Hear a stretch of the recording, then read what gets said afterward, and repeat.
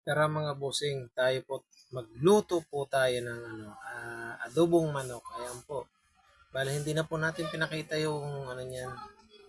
Bale, shortcut na po natin. Ayan po yung ating at malapit na rin pong maluto yan ating niluluto na adobong manok. Yan, kain na tayo. Yan, kain po tayo mga boss. Yan po, yung ating niluto na adobong manok. Masarap po yan. Yan, kamayan na tayo. Yung sauce po niyan, napakasarap po. Yan.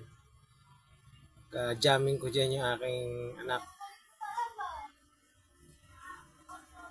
Yung tirahin natin yung ano, Thai part.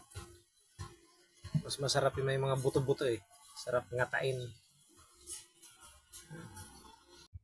At yan, malapit na rin matapos itong ating video. Maraming salamat po sa mga patuloy pong nanonood sa aking mga vlog at sa aking ginagawang mga video. At saka sa mga silent viewer po natin dyan, maraming salamat po sa inyong panonood. Babos, hanggang dito na naman. Thank you!